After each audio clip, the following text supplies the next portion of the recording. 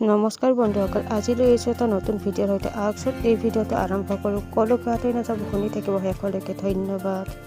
বিহু বুলি চিনাকি দাদা এজনৰ ঘৰলৈ গৈছিলোঁ। সময় দুপৰীয়া 2মান বাজিছিল। বাইকখন বাহিৰতে ৰাখি মস্ত দৰজাখনৰ ৱালতে লাগি থকা কলিং বেলটো টিপি দিলোঁ। অলপ পিছতে দৰজাখন খুলি দিয়াত দেখিলোঁ বিহু সাজত গোটেইজনী নাচনী যেন লগা ৰূপা বৌ দেখোন। আইঅ দেহি, এইটো আমাৰ পাপু দেখোন। ইমান দিনৰ মূৰত ওলালাহি। আহ আহ, ভিতৰলৈ সোমাই আহ। তেনেকুৱাতে ভিতৰলৈ সোমাই যাওঁতে বৌৰ মস্ত টিকটটো লৈ মোৰ চকু গ'ল। মনতে ভাবিলোঁ, উফ গেলা, বৌ দেখোন মাল মাগুৰ বনি আছে। টিভি ৰুমত সোমাই দেখিলোঁ বৌৰ জীয়েক সুস্মিতা মোবাইলত কথা পতাত ব্যস্ত। এইজনী দেখোন সুস্মিতা, বৰ ডাঙৰ এজনী হলি দেই। তেনেকুৱাতে বৌয়ে তাইৰ টিকাত এক চাট লগাই দিলে। ঐ ল'ৰা, তাইৰ ভাগৰ টিকাত কেইটা চাহ মোৰ সমানে মস্ত মস্ত হৈছে দেখিছ। এইবাৰ আকৌ মই ক'লোঁ, বৌ প্ৰণৱ দা ঘৰত নাই নেকি? আছে। পাপু দাদাৰে সদায় নাইট ডিউটিহে কৰে যে, সেইকাৰণে এতিয়া শুই আছে। আৰু আমি দুইজনীয়ে তই অহাৰ আগে আগে বিহু বুলি চেফ্ৰিকে উঠি আছিলোঁ। তাৰপিছত মই ক'লোঁ, ঠিকে আছে দিয়ক। বৌয়ে ক'লে, ঐ পাপু শুনাচোন, তই হেৰি নহয়, ৰহি খাবি নে নাখাব? বৌৰ কথাত ৰহি খাওঁ বুলি ক'লোঁ আৰু গাহৰি মাংসৰ লগত 4-5 গিলাচমান দগচি খাই দিলোঁ।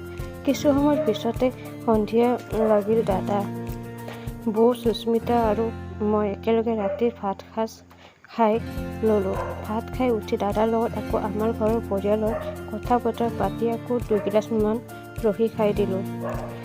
9টামান বজাত দাদা টিউচনলৈ ওলালে আৰু ভালকৈ ৰাতি শুই থাকিবলৈ গৈ ঘৰৰ পৰা ওলাই গ'ল। মোৰ ৰহি খোৱা নিচা পূৰা লাগি আছিল। গৈ দেখিলোঁ বৌ আৰু সুস্মিতা চোফাত বহি টিভি চাই আছে। তেনেকুৱাতে বৌয়ে মোক দেখি মাত লগালে, ঐ বাবু, মোৰ ওচৰতে বহিবি আহ। মই যেনে তেনে অলপো নিচা নলগা দৰে এক্টিং এটা কৰি বৌৰ বহা কিনাৰতে বহি দিলোঁ। ময়ো একো নাভাবি আঁতৰাই দিওঁ। একো কোৱাত মই আঁতৰাব বাদ দিলোঁ। কিবা এটা মোৰো মজা লাগিব ধৰিলে। তেনেকুৱাতে টিভিত বৰষুণৰ বতৰত লিপ কিছ খোৱা চিন এটা চলিব ধৰিলে। তেতিয়া বৌয়ে মোৰ কণীটো অলপ জোৰে জোৰে ঘঁহিব ধৰিলে। মোৰো কণীটো মস্ত হৈ ওলাই আহোঁ কৰিব ধৰিলে। তাৰপিছত বৌয়ে সুস্মিতাৰ ফালে চালে। তাই কিছ কৰা চিনটো একেথিৰে চাই আছে। সুস্মিতা যোৱা, এতিয়া শুৱা গৈ। মেট্ৰিক দিয়া ছোৱালী ইমান ৰাতিলৈ টিভি চাই থাকিব নালাগে। সুস্মিতাই বাকৰ কথাত হম চাই থকা, তোমালোকে কিছ খাই থাকা বনৰীজনী, গুড নাইট। সুস্মিতাৰ কথাষাৰ শুনি মই বৌৰ মুখলৈ অবাক হৈ চালোঁ। সুস্মিতা ৰুমত সোমোৱাৰ পিছত বৌয়ে মোক পলীয়া জনী হৈ ওঠত কামুৰি কিছ কৰিব ধৰিলে। ঐ বাবু, তই চেক্স কৰিব জান নে নাজান? জান বৌ। আজি তেতিয়া হ'লে তই মোক জোৰণ দিব লাগিব। হ'ল, চুই চাচোন মোৰ বুজখন। বৌয়ে মেখেলাখন দাঙি তাইৰ বুজখনত মোৰ হাতখন লগাই দিলে। বৌ, আপোনাৰ বুজখন গোটেইখন তিতি আছে দেখোন। চুৰিব মন গৈছে যে, সেইকাৰণে। তই বুজত আঙুলি একচাট মাৰি দে সোনকালে। মই লগালগ আঙুলি দুটা ভৰাই খৰকৈ ওলোৱা সোমোৱা কৰি দিলোঁ। ঐ ল'ৰা, আৰু জোৰে জোৰে মাৰ আঙুলি, বেলেগ মজা এটা লাগিছে। শান্তি, পানীকণ ওলাব হৈছে। ঐ মুখখন পাত। মই লগালগ বৌৰ নোম চাফা কৰি থোৱা বগা মুচখনত মুখখন লগাই পাতি দিলোঁ। লগালগ বগা ৰঙৰ দাঁত বিজুলোৱা মাল এগাল মোৰ মুখত পেলাই দিলে। খাই দে বাবু, বৌয়েৰে তোক আজি অফাৰ দিছোঁ। খোৱাৰ পিছত বৌয়ে মোৰ কণীটো ওলোৱাই মুখেৰে চুপিব ধৰিলে। বহু সময় চুপাৰ পিছত, ঐ ল'ৰা, তই দেখোন দাতাইতকৈও মজা। তোৰ দেখোন ইমান দেৰি পানী ওলোৱা নাই যে কিয়? ৰহি কামাল আকৌ বৌ। তাৰপিছত বৌয়ে মেখেলাখন দাঙি মোৰ কণীটো তাইৰ বুজখনত ভৰাই মোৰ ওপৰত বহি দিলে। ল'ৰা, মই একচাট বুজৰ পানী নোলোৱালৈকে এনেকৈ জোৰণ ল'ম। তই কণীৰ পানী সোনকালে উলিয়াই নিদিবি আকৌ। তাৰপিছত তাই মোৰ ওপৰত বহি চোৰণ দিব ধৰিলে। অলপ দেৰি তাৰ পিছত তাইৰ দুটা খুলি মোৰ মুখত চুপিব দিলে। ঐ বাবু, তোৰ চেক্সি বৌজনীক আজি মজাকৈ সুখ অকণ দে আৰু বৰ মজা লাগিছে খা বৌৰে দুটা চেপি খাচোন। তোৰ মজা আকৌ লাগিছে নে নাই? লাগিছে হ'ব। মোক জোৰে চোৰণ দিয়া মোক। একেৰাহে মোক চোৰণ দি থাকোঁতে ঘপককৈ বৌৰ মস্ত বুকুটো চেপি তাইৰ বুকুত আঙুলি ভৰাই দিলোঁ। ঐ বাবু, দে ভিতৰলৈ যোৱাকৈ আঙুলিটো বুকুত ভৰাই দে।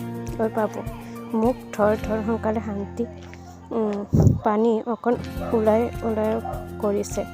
তাইক সাৱটি ধৰি পুৰা বুকুত আঙুলি মাৰিব ধৰিলোঁ। অলপ পিছতে তাইৰ ঘৰমূৰকৈ এগাল মান মাল পানী ওলাই গ'ল। বাবু ঐ, আজিকালি তোৰ বৌৰে মন বহুত সুখ পাইছে।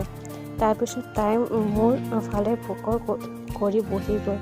বাবু, এতিয়া এক চাট তই মোক চুট পাৰিবিনে? পাৰিম বৌ।